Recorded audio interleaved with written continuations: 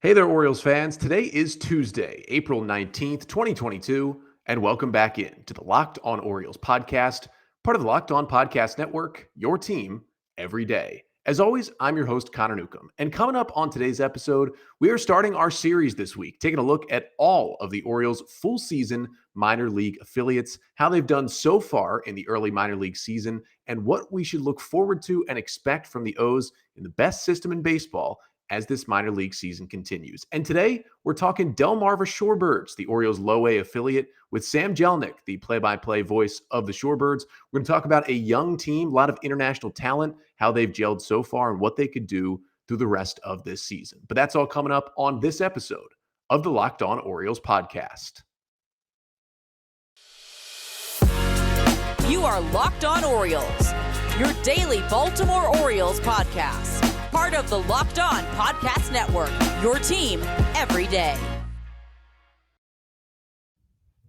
So we're talking Delmarva Shorebirds today. A lot of talent, a lot of guys that you as an Orioles fan may not know a lot about because these are names we really haven't seen in the Orioles minor league system until this year. So we bring on someone who's seen them play so far this season and can tell us all about them. And that is Sam Jelenic. He is the play-by-play voice of the Delmarva Shorebirds, the Orioles low-A affiliate. And Sam, welcome back into the pod. Thanks for having me back on. Certainly a much different team than the last time we talked at the end of the 2021 season. Yeah, and, we look at this roster for this Delmarva team. I think a lot of Orioles fans would probably admit that they're not super familiar with a lot of these guys. But just in general, we're about a week in now to the season, and what have been kind of your initial takeaways from the Shorebirds? So the mix of the roster, obviously very international heavy. There are still a number of guys left over from the Dan Duquette regime who were signed in 2018. And then most of the crop of the guys that were signed during the Mike Elias and Kobe Perez first signing class in 2019 of international guys. And my first take as far as what I've seen mostly from them, because those are the names most people haven't either seen or heard of, is on the hitting side of things.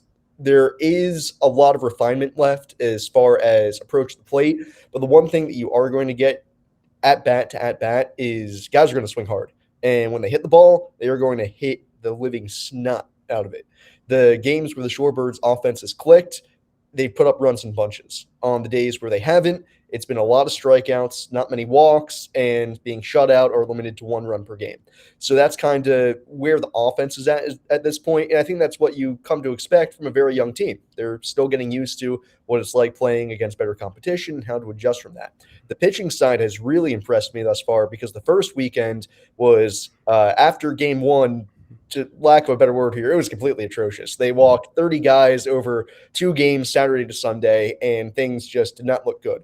So to come back this past week, they played against the Lynchburg Hillcats, the Cleveland Guardians, single-A affiliate, and they pitched really well. There is a combination, especially on the pitching side of things. There's a bit more college arms taken in the past couple of drafts or undrafted free agents mixed with the international guys. And the early returns on that have been velocity-wise, most guys sitting between 91 to 95-ish with at least one plus off-speed pitch that they might not be able to throw for strikes yet, but it's got enough movement that's getting swings and misses. And I really like the combination of the international and the American guys. They've gelled together really well. They all really like each other. They all give and take off of each other. Because on the position player side, you don't really have it. There's only 2 true American position players in Daryl Hernandez and Ryan Higgins. Everybody after that was international choice. So on the pitching side, they have to kind of learn to cross barriers a bit more. And so far, the early returns have been good. Yeah, I wanted to start with those pitchers because, the other thing with that first weekend and everybody's first appearance is these are mostly guys who are coming from the Dominican Summer League, the FCL. I mean, this is a whole new ball game when you get to full season baseball. I mean, kind of, a lot of the training wheels do come off and there's still some on, obviously, at this level, but it is very different when you get to that full season. You look ahead of you too, and we are not just playing from, June through August or whatever they may have been playing. Like, we got to be here for a full season. So I wanted to first ask about Moises Chasse, because I know he is a pitcher who, among these guys who are in this rotation, is actually, I feel like, been mentioned the most of the international guys, just because he's been picked up by other outlets that kind of do cover the Orioles minor leagues, and they've been hyping him up a little bit. But that first outing, I mean, how impressive was he? And, what have your first thoughts been about him? So Chasse, like you said, was one of the guys I had circled coming into this year. As you do your Google search on all the guys coming on the opening day roster, and for a lot of them, there's not too much info. But Chasse was a name that kept on popping up as people saying, "Hey, this guy might be something," and he absolutely dealt this past Wednesday against Lynchburg. The fastball for a kid who's 18, and I don't think soaking wet yet, is even 170 pounds. Can run it up there. Was getting 94, 95-ish at top velo, but sitting more 92, 93 with a lot of ride to it. It's got that kind of pathway to the plate where it looks like it's going to drop. It never does. Got a lot of swings and misses on it. Still working on a breaking ball that at times was sharp, but for the most part, he got away with just pitching with the fastball. And for a kid who's not going to turn 19 until June, I think, pitches with a lot of poise on the mound and knows kind of how good he is. And the bigger part of that with him being so young is that he knows how much he has to learn. One guy that we had here for the early part of the season, Orioles picked up as a minor league free agent this past offseason, Denny Reyes. Reyes is 25, pitched at Double-A Portland for the Red Sox the past 2 years. Chasse has been following him a lot, following him around like a little puppy dog, just trying to pick up everything that he does, because Reyes goes about it the right way as far as his preparation day in and day out. And Chasse knows that if he wants to get better, he needs to, find, okay, what do I need to do each day to prepare? Might as well look at somebody who's had success at the Double-A level and figure, okay, if he does it that way, I probably should too. Yeah, it's really interesting. We had an episode earlier this offseason about Reyes when the Orioles signed him, because he was actually a fairly highly ranked prospect at one point in the Red Sox system. He was on the 40-man, I know, at one point to protect him from the Rule 5 draft a couple of years ago. And that seems like a really good guy to be following around, because, yes, obviously he has not made it to the big leagues yet. But, when you get added to the 40-man at the age that Reyes was, I think he was like 21 years old, you've got some legit talent. And so that's pretty exciting. And it's interesting because the last time we talked about kind of Ty Block playing that role, who's obviously now in Colorado in the big leagues with the Rockies. And it's cool to see Reyes, obviously on, somewhat of a rehab stint, kind of being able to do that. So there's one other name who I think of these young international pitchers had some hype coming into the year. And shout out to the guys over at BSL on The Verge. They do a great job of covering, who's next. And Raul Rangel is the other guy who we heard about a lot, especially from Eric Garfield when Raul was down in the FCL, just slicing hitters up. So, early season returns on him, because I think he is the one other guy who, Orioles fans who are really tuned into the minor league system, at least we're excited about preseason. So Ron Hellis had a really weird start to the year. He was forced into pitch that first weekend against Fredericksburg on Sunday. It was supposed to be his side pen day, but the Shorebirds kind of ran out of arms. They needed somebody for the ninth. They said, if you can do this in 30 pitches, please end the game for us. So he did. He didn't look that sharp that day, but then he came in later in the week and ended up starting. He was supposed to be part of a tandem with Chasse, actually, but Connor Grady got scratched due to illness earlier in the week. So Rangel got his own day, and he threw really well. Similar to Chasse, not as much velo, but with a little bit more physicality to him. He's got a little bit of swagger on the mound, and him and Chasse both come from Venezuela, and the two together, they're kind of twins. They're always around each other, always working together. They're roommates. They throw together. So early on, Rangel, I've liked what I've seen, and it's just another one of those things of continuing to learn how to pitch. And his first game was actually the first day where the pitch clock was enforced. And I thought he did a really good job of, he had already appeared in a game where the pitch clock wasn't a thing. And now to come in and have to deal with it, and he got an infraction called on him earlier in the game, and he didn't let it rattle him. That could have been a very early spot where, okay, you see the clock winding down on you, you feel the walls coming in, but he ended up throwing a couple scoreless innings after that, just pounding the strike zone. That's the biggest thing after what we saw the first weekend, was the ability to command in the strike zone and then dot the edges around it. And Rangel can do that.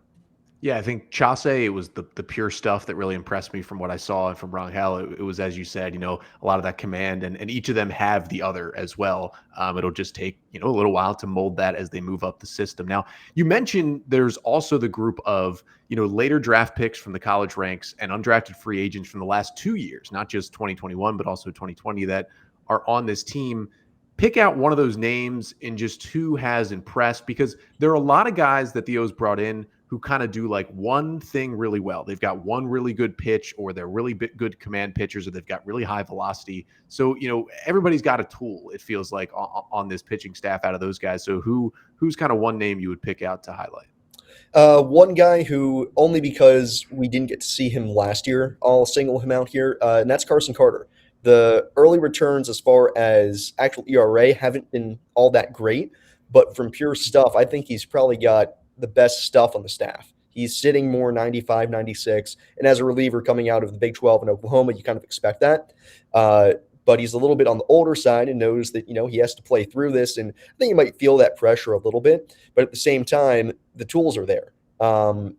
He never got to us with Delmarva last year with the crop of the rest of the guys. So I was excited to see him this year. And he forms kind of that back end of the bullpen. Him, Daniel Lloyd, Preston Price, Thomas Gerard, those guys are basically our back end relievers at this point. And Carter with, that best fastball, I'd say probably of the bunch. And then also has a 4-pitch mix with a pretty good feel for a circle changeup, which I feel like most relievers in this day and age, it's going to be fastball slider. He also has a slider and a curveball, but he's thrown the changeup more than I'd expect. And I think that's a real weapon for a reliever where you don't see that too much from a power arm. Yeah, and of course, some of the guys like Shane Davis and Ryan Long and Connor Grady are on this team. Daniel Fetterman, another one, and a lot of those guys starters. But it's interesting how many of these guys were college relievers. They weren't college starters who were part of a big staff in the minors and pitching out of the bullpen. These are guys who were working the ninth in the ACC and the SEC and the Big 12, and it's interesting to see how they will progress. But we will get back to talking Delmarva Shorebirds at the low A level with Sam Jelenic in just a second. But in terms of the major league level, the Orioles will head to Oakland, and game 2 of a 4-game series will be tonight. And, if you think two of the worst teams in baseball probably are facing off, you might be able to get some good odds on the Baltimore Orioles keeping up the hot streak after the wins over the Yankees. And if you want to check those out, head over to betonline.net, because you can do all your sports wagering over there. And it's not just baseball. Obviously, the NBA playoffs are in full swing, and the NHL getting to the end of the regular season, getting to the Stanley Cup playoffs as well. But it's not just, placing bets at betonline.net. You can get all your scores. You can get your sports news to inform yourself as a sports bettor. And also you can listen to podcasts over there, podcasts just like this one. So head over to betonline.net, where the game starts. So we're here with Sam Jelenic, the play-by-play voice of the Delmarva Shorebirds, the Orioles low A affiliate. And we're talking about the Shorebirds, not just how they've done so far this year, but previewing the 2022 season. And Sam, we've talked about some pitchers, so let's move over to the hitters. And the one guy I want to talk about is the guy who, maybe wasn't thrilled to still be in Delmarva this year, but he is, and he's showing that maybe he should be in Aberdeen pretty soon. And that is Daryl Hernandez, who has been around the block for the Shorebirds for a couple years now and was a fairly high draft pick and saw a lot of guys get promoted and him stay in that infield. But what has he done so far with the bat to show that it's time to go to the high A level? So the biggest thing that I've seen from Daryl from year over year, what's really changed is there's a new swagger to him when he's in the box. He is no longer, last year he played most of the year at age 19. He looked like a 19-year-old on the field. It seemed like he only had like 2 at-bats last year where he faced a pitcher that was actually younger than him. And it felt like a lot of times that it did feel like, okay, it was pretty apparent that he was the youngest guy on the field. This year, it doesn't feel that way anymore, even though he's still just 20 and for the most part, not still facing pitchers that are older than him. This time around, though, he feels like, he controls the box.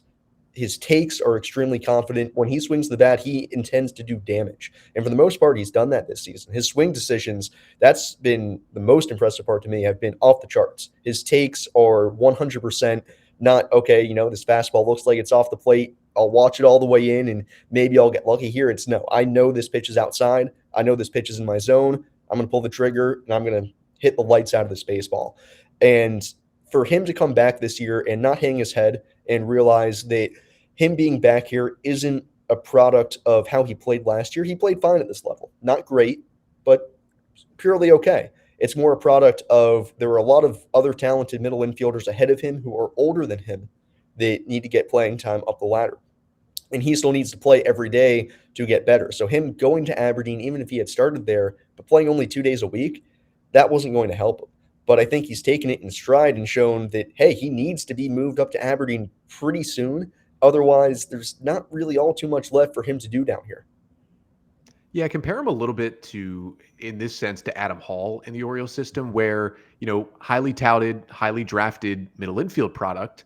And, just because the guy was so young and had early struggles at the lower full season levels, got passed over by a lot of middle infielders. But you keep realizing, wow, this guy's only 20. Wow, this guy's only 21. Wow, this guy's only 22. And these college guys are now, 24 years old as they're passing over him. But we've now seen Adam Hall early this season, and we'll talk about him later in our AA episode. He's off to a hot start in Bowie. So now you've got Hernandez off to the hot start, of course, in Delmarva, and, finally having the team kind of be his team in terms of, who else is there. But speaking of who else is there, one of the first trades that Mike Elias made was that Andrew Cashner deal when he sent Cashner over to the Red Sox at the 2019 deadline. And because of injuries and just because of age, two 17-year-olds, Orioles fans didn't get to see the return really on this. And now we're finally seeing it. And Noah Berth Romero is that first return. And he is leading this team with an over 1,200 OPS so far this season.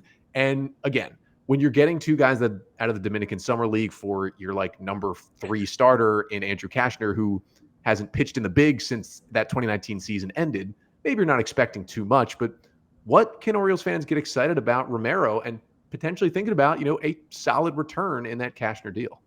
Whether or not you actually want to get excited about Romero's playing ability, just watching him day in and day out is the most exciting thing that I've witnessed with this Shorebirds team. Nobody goes about their day happier than Noelbert Romero, constantly dancing, constantly laughing, and just an all-around good presence for this team.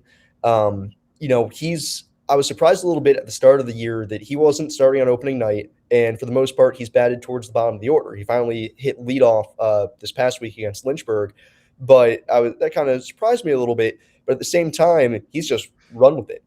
He homered the first start that he had, and it wasn't a cheapie here at Purdue Stadium. He sent it pretty well over the wall and left, and he's still growing into his frame. I think he's listed at 6 foot 180. But looks maybe an inch or two shorter than that and a few pounds lighter. But he moves really well around the diamond. He's got great speed. He's got a great feel for the game. Our manager, Felipe Rojas Jr., absolutely loves him. Everybody adores him on the team. He's a great presence to be around. And to have that kind of aura around you as such a young player playing in your first full season outside of the complex, I think speaks volumes about him. And then as far as the talent goes, you can see that it's there. And for a lot of these guys, it is envisioning, okay, if he adds 20 more pounds or tacks on 2 more inches and continues to progress the plate, we'll see what happens. And I think for Noelbert, the big thing is he already has the approach at the plate down. For him, it's going to be about adding the size instead. So we're going to finish up chatting with Sam Jelenic in just a second, talking about the guys who have surprised so far in Delmarva and who we should look out for the rest of the 2022 season. But first, got to tell you about rockauto.com, because if you drive a car like me, sometimes things break and you need to find some parts. And if you're like me, I know nothing about cars. I like the car that I drive, but I have no idea what it needs to be fixed. That's where rockauto.com comes in. It's not like your chain auto parts dealer where I go in and, you get big time sometimes. They try to intimidate you and let you know that they know more about cars than you. It's like, I know that. Just please help me out. Well, rockauto.com, it's easy. It's simple. They've been working with do-it-yourselfers for over 20 years. And the best part is, of course, the prices are the lowest you're going to find on any auto parts. So for all the parts your car will ever need, head over to rockauto.com and tell them Locked On Orioles sent you in the How Did You Hear About Us box. That really helps us out as well. So again, reliable, low prices at rockauto.com, all the parts your car will ever need.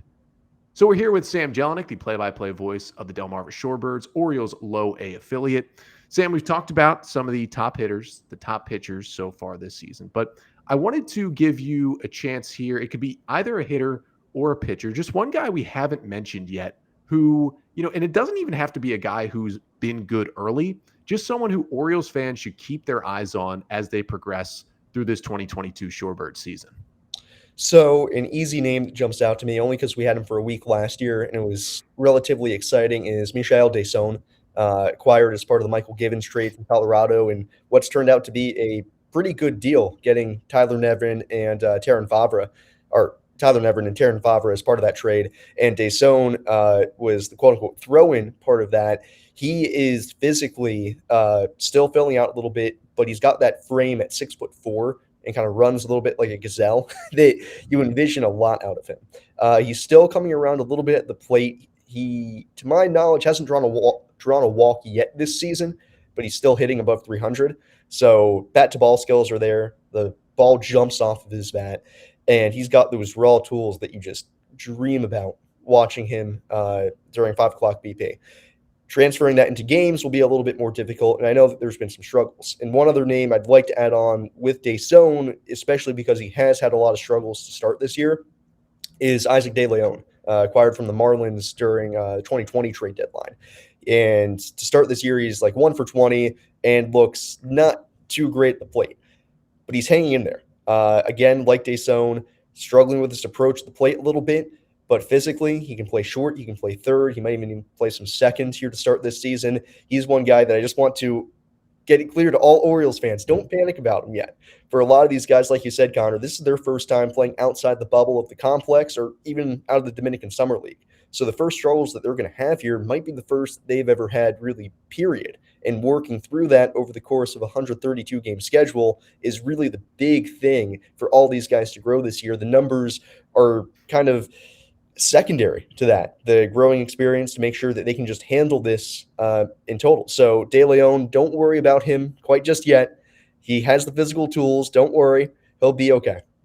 Yeah, and something we have seen so far, and this hasn't been completely proven because you got to see these guys, work their way through the system and get to the big leagues. But Mike Elias has done a really good job of identifying really young talent, a lot of guys who are in the Dominican Summer Leagues. And a lot of that has to do with Kobe Perez and his staff and the scouts as well, who identified these players. But, Isaac De Leon comes over for a trade for Richard Blyer, in that 2020 season that no one was, I think, like distraught about, but it was almost just a confusing trade. Like, why trade Blyer now? And, we're seeing De Leon, and obviously it's been a struggle to start, but he's been good. And obviously Deson, you look at Nevin, already been in the big leagues. You look at Vavra in AAA with Nevin right now, both pushing for a big league spot. But, could Deson be the guy who has the highest upside out of all these guys? And it's really interesting to see all these players. And the most exciting part really is that this is the first year where we're seeing all these guys at the full season level, where we can turn on MILB TV, we can listen to Sam, and we can watch these guys. And listen, Eric Garfield does a fantastic job down in the FCL, just videoing these guys with his phone, and we wish him all the best right now. But when you go from that and we're looking at his video, he does a great job, but then we get the broadcast camera angle as well in Delmarva. You just get excited for these guys. And so, Sam, I'll give you the floor before we leave. Just, I know people want to see these players, but also, what should people be looking forward to if they're coming out to the ballpark at Arthur Purdue Stadium this year? If, for me, it's more when we go on the family vacation to Ocean City, it's a trip to Delmarva. And I know for many others closer to the area, it's, great way to spend a weekend. So what can people look forward to at the ballpark this year? Well, we got, I think it's 13 fireworks shows remaining. We had one during our opening weekend. So odds are you come out to the ballpark, you're going to end up seeing some fireworks no matter what Saturday game you come out to. We have an Adley Rutschman Maryland Pride-themed bobblehead. The day of the game escapes me. I think it's in August, but that will be a hot ticket item as all of our Maryland Pride themed stuff is. We'll have a couple of different things that are Maryland Pride themed. That's one of our Thursday giveaways this year. Typically, we used to do the hat giveaway. This year, it's just we're giving out a bunch of different stuff that's Maryland Pride themed. Bucket hat. I think we're doing a cooler. So, like any native Marylander, if you want stuff with a Maryland flag on it, come to Purdue Stadium on a Thursday.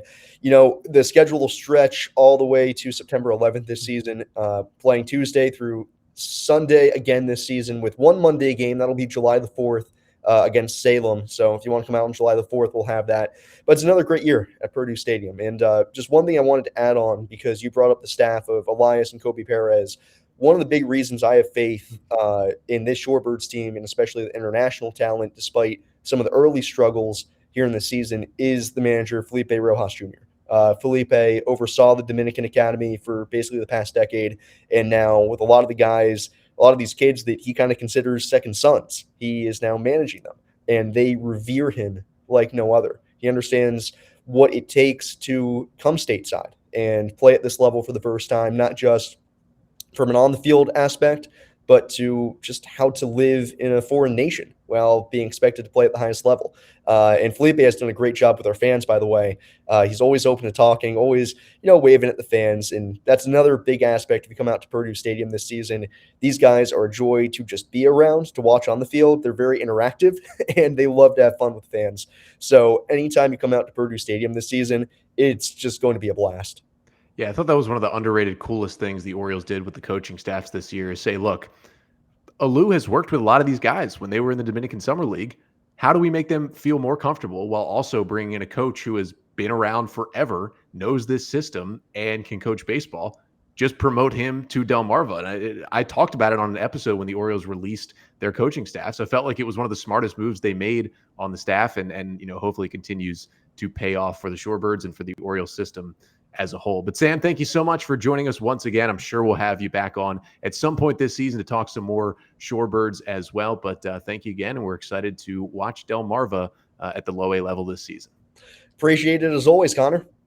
So that was Sam Jelenic, the play-by-play voice of the Delmarva Shorebirds, the Orioles low A affiliate. A lot of young international talent that could be the future of Birdland playing in Delmarva this year. But that's going to do it for today's episode. We'll be back tomorrow with Bob Phelan of BSL On the Verge. We're going to take a look at the Aberdeen Ironbirds. There's a whole lot of talent on that team. Kobe Mayo, Colton Cowser, just to name a few. And we'll take a look at what you should be looking for the Ironbirds, who have had the hottest start in the O system so far this year. But again, that's coming up on tomorrow's episode. Until then, I'm Connor Newcomb, and this has been the Locked On Orioles podcast, part of the Locked On Podcast Network. Your team every day.